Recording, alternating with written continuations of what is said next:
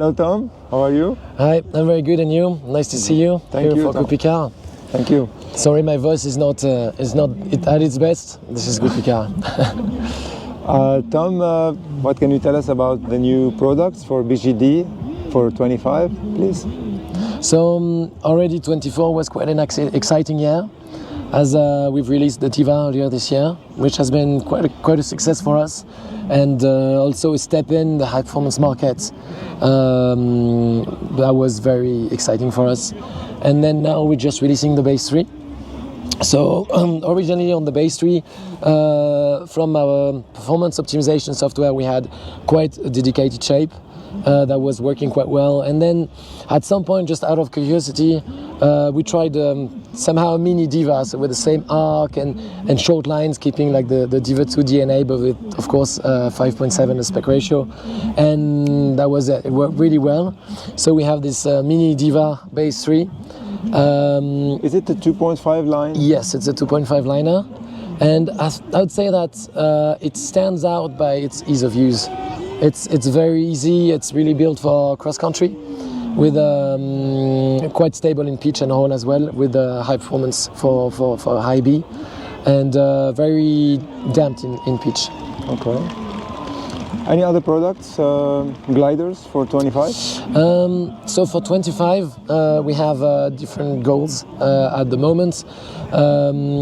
We want to release for 25 a Cure 3, but it's still in the development process. Is it two-liner C? It will be a two-liner C, yes. Pure two-liner C. Yes. Yeah. And so on the Cure 3, we don't want to make a mini Diva. We've developed now new ideas and new technologies for the future, and we want to have all these new tech implemented on the Cure 3. Mm-hmm. And so we're taking the time to make all of that work together.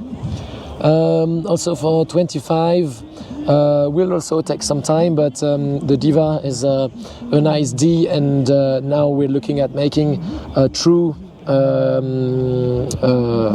competition glider. We don't know if it's going to be CCC yet, but it's something that will be above the Diva interesting. to compete with the top gliders. Do you have any dates for releasing the Base 3? So the Base 3, we've just released it now.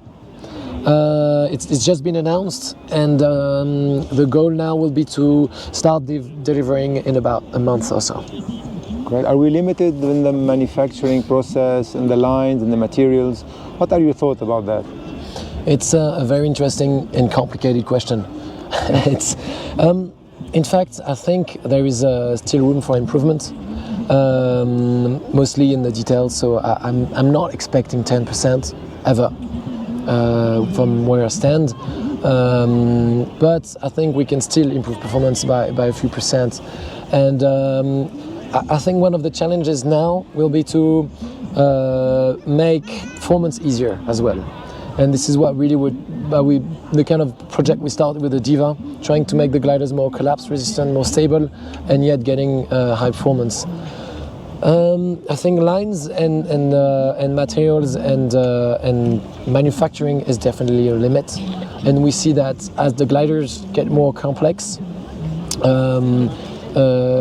some things become true challenges. If you have like 80, 90 cells, then a tiny error in the sewing, even if it's sub-millimeter, will accumulate, and if that error is not symmetric, then you'll end up with gliders turning and you'll end up with problems for sure. But these things are things we can overcome for sure.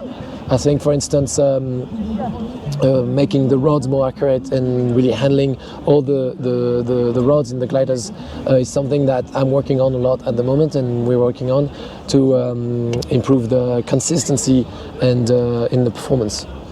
Okay. Do you think that nitinol rods should be applied, or it's the same as plastic rods? I think it's definitely something we're looking into, and plastic and nitinol both have their advantages and weaknesses, and so we're working still on both at the moment. Okay. And we'll see what happens in the future. Will BGD make competition harnesses XC harnesses in the future? We're definitely now working on the pod harness for cross country, but not competition at the moment. With a fairing, rear fairing? With a fairing, yes, but it won't be for competition, for more like general flying.